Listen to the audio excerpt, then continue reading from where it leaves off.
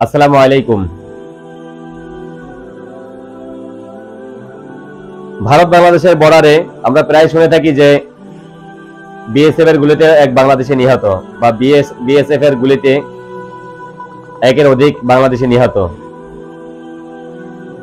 আমরা সম্ভবত 2006 এর আগ পর্যন্ত শুনতাম বিজিবির গুলিতে ভারতীয় নিহত। তখন আমরা উভয় শুনতে পেতাম যে বিজিবির গুলিতে ভারতীয় নিহত অথবা বিএসএফ এর গুলিতে বাংলাদেশি নিহত। এবং 2006 এর পর থেকে আজও পর্যন্ত 2024 সাল পর্যন্ত যে পরিমাণ বাংলাদেশি ভারতের এবং বাংলাদেশের বর্ডারে নিহত হয়েছেন তার 1000 ভাগের 1 ভাগও ভারতের নাগরিক বাংলাদেশ ভারতের বর্ডারে নিহত হন নাই। এটা কেন আমরা জানি না। ভারত বাংলাদেশের বর্ডারে বাংলাদেশের প্রশাসন এত নীরব কেন, এত দুর্বল কেন? তারা চোখে দেখেও আর কিছু দেখেন না কেন? ফ্লানির হত্যা, ফ্লানির লাশ তার কাটায় ঝুলানো, এটা আমরা দেখেছি। এই ফ্লানির পরেও বাংলাদেশে অসংখ্য বাংলাদেশি ভারত বাংলাদেশের বর্ডারে বিএসএফ এর গুলিতে নিহত হয়েছেন, কিন্তু 2006 সালের পর আজও পর্যন্ত বিজিবির গুলিতে ভারতীয় নিহত এই নিউজটা আমরা কখনো শুনি নাই। তার মানে কি আমি চাচ্ছি যে ভারতের মানুষকে বাংলাদেশের বিজিবি গুলি করে মেরে ফেলুক? না, আমি সেটা বলছি না। আমি চাই না যে বর্ডারে একজন সাধারণ মানুষের জীবন যাক।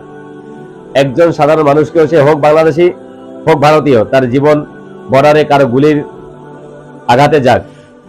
কিন্তু তখনই দুঃখ লাগে যখন শুনি ভারত বাংলাদেশের কোনো বর্ডারে ভারতীয় বিজিবির গুলিতে বাংলাদেশি নিহত।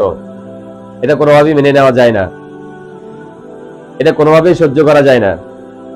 কেন শুধু একতরফাভাবে ভারতের এবং বাংলাদেশের বর্ডারে বাংলাদেশি নিহত হবেন? ভারত বাংলাদেশের বর্ডারে প্রতিনিয়ত ভারতীয়রা যেরকম বাংলাদেশে আসেন, বাংলাদেশ থেকেও ভারতে একইভাবে যান। সে হোক বাংলাদেশি, সে হোক ভারতের, কোন নাগরিক নিহত হন না, কোন সন্ত্রাসী নিহত হন না। শুধুমাত্র বিজিবির গুলি দিয়েই কেন বাংলাদেশি নিহত হন? সেই বাংলাদেশি হয়তো কোনো ব্যবসায়, হয়তো কোনো কাজে ভারতে গিয়েছিলেন, হয়তো সে বর্ডারে কোনো কাজে গিয়েছিলেন, হয়তো সে বর্ডারের লাইনে গিয়েছিলেন যে কোনো কাজে। অনেকে গরু ছাগল পালন করেন, বিভিন্ন জন বিভিন্ন কারণে যেয়ে থাকেন।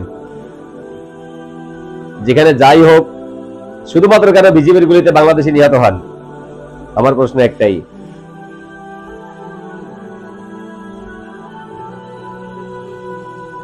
ধন্যবাদ। ভিডিওটি ভালো লাগলে ফেসবুক হলে লাইক করবেন, ইউটিউব হলে সাবস্ক্রাইব করবেন।